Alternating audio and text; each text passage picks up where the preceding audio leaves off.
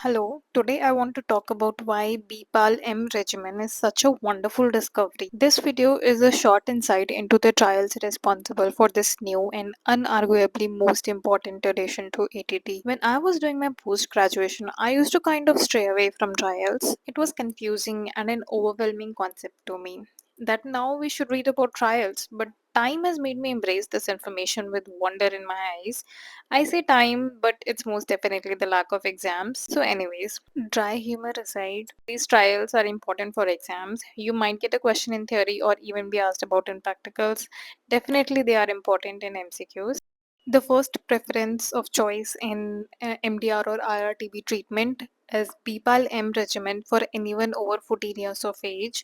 The decision to start the treatment is made at the nodal or the district DRTB center and not at the community health center level.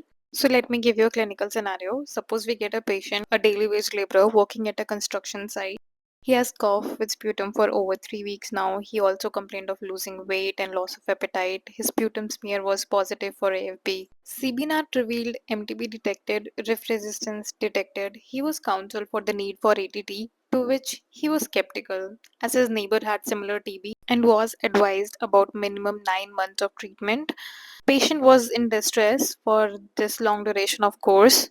Not just this, his wife explained that her neighbor was not able to get medicines on time after starting her course. The reason cited was non-availability of stock. As a result, she stopped the treatment and later she succumbed to the complications of the disseminated TB. Now, wife is worried that if they start the treatment, then how can they ensure that they won't suffer the same fate? Upon further talking with the local community health officer, it was found out that some patients received underdosing for the ATT as the person responsible had confusions about the weight bands. Now, why am I telling all these clinical scenarios is BPaL-M regimen is answer to all of these problems. Let me tell you why BPaL-M is such a wonder. First is the landmark trial NiX-TB trial. This trial was conducted at 3 sites in South Africa. Patients included were XDR patients, MDR patients not responsive to treatment, or MDR patients in whom second line treatment was stopped in view of side effects. So 26 weeks of daily oral BPaL was offered to the patients with the option of extension of regimen to 39 weeks in case culture was positive at week 16. Bedaquiline was given at a strength of 400 mg once daily for a span of 2 weeks, followed by 200 mg thrice weekly for 24 weeks. Ritominib was given at a strength of 200 mg once daily for 26 weeks, and linezolid was given at 1200 mg once daily for 26 weeks. Primary endpoint of the study was defined as occurrence of unfavorable outcome, defined as treatment failure or disease relapse. Secondary endpoint was defined as time to unfavorable outcome and time to sputum culture conversion. Culture conversion was defined as at least 2 consecutive cultures to be negative, samples taken at least 7 days apart. So there were total of 109 participants in this study with 71 patients XTR and 38 patients of MDR category. Favorable outcome was seen in 90% of the patient. Study also included 56 patients who were HIV positive. Linezolid regimen was given in two forms. Initial 44 patients were given 600 mg BD, while later 65 patients were given 1200 mg once daily. This was done in an effort to decrease the toxicity. This study was conducted between April 16, 2015 and 15th November 2017. Please keep in mind that this was the time when bedaquiline and linezolid were not used routinely in our MDR regimens. NTEP guidelines of 2017 included bedaquiline and linezolid in regimens involving MDR patients with fluoroquinolones or second-line injectable drug resistance, but the regimens were very complex and included injectable medicines. All oral regimens for MDR and XDR patients were unheard of, so this was a landmark trial. Second trial is TB practical trial. This trial had 4 arms. One was the one constituting the standard care group. The second arm constituted of BPaL-M regimen, third BPaL-C regimen, and fourth BPaL regimen. BPaL-M includes moxifloxacin and BPaL-C includes clofazimine. Bedaquiline again was in same concentrations, that is 400 mg once daily for 2 weeks, followed by 200 mg thrice weekly for 22 weeks. Predominant was again 200 mg once daily for 24 weeks. Linezolid here was given at a strength of 600 mg once daily for 16 weeks, followed by 300 mg once daily for 8 weeks. Moxifloxacin in the BPaL-M regimen was given at a strength of 400 mg once daily for 24 weeks. Similarly, clofazimine in BPaL-C regimen was given at a strength of 100 mg once daily for 24 weeks. In patients weighing less than 30 kg, clofazimine was given at a strength of 50 mg once daily for the duration of 24 weeks.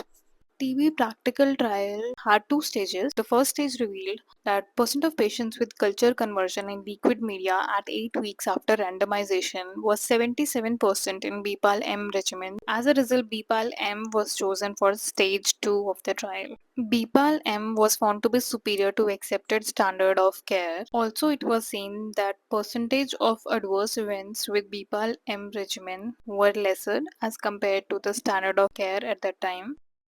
Another very interesting fact is QTC interval at week 24 was lower in BPaL-M group than the standard care group. The QTC interval in BPaL-M group closely resembled the QTC interval in the BPaL group, while the QTC interval of BPaL-C group was similar to that in the standard care group.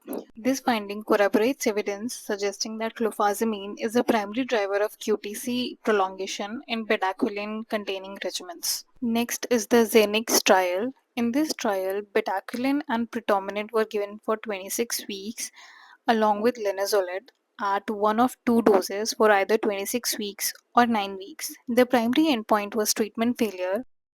A favorable outcome was maintenance of negative culture status throughout follow-up in participants who had not had an unfavorable outcome previously.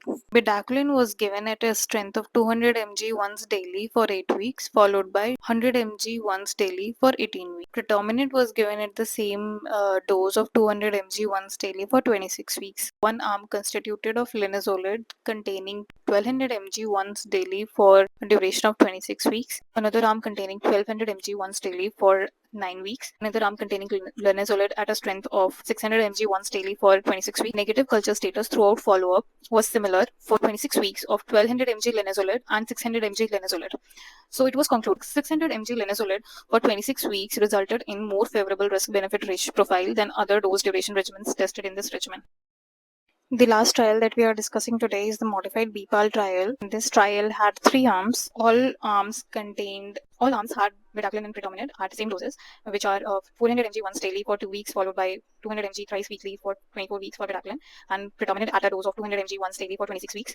Now, 3 arms had different linezolid dosing, and durations of linezolid also varied. First arm had linezolid at 600 mg once daily for a duration of 26 weeks. Second arm had linezolid for 600 mg once daily for a duration of 9 weeks, followed by 300 mg once daily for a duration of 17 weeks. Last arm had 600 mg linezolid once daily for 13 weeks, followed by 300 mg once daily for 13 weeks.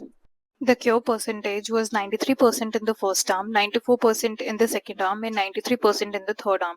So it was more or less comparable in all 3 arms. Severe anemia of grade 3 or 4 was 13% in first arm, 4% in second arm, and 6% in last arm. So it was seen that BPaL regimen containing linezolid at a dose of 600 mg once daily for a duration of 26 had the most incidences of severe anemia of grade 3 or 4 category. Peripheral neuropathy of grade 3 was seen in 7 patients in first arm and 1 patient each in second and third arm. So the grade 3 peripheral neuropathies were also higher in linezolid of 600 mg once daily for a duration of 26 weeks.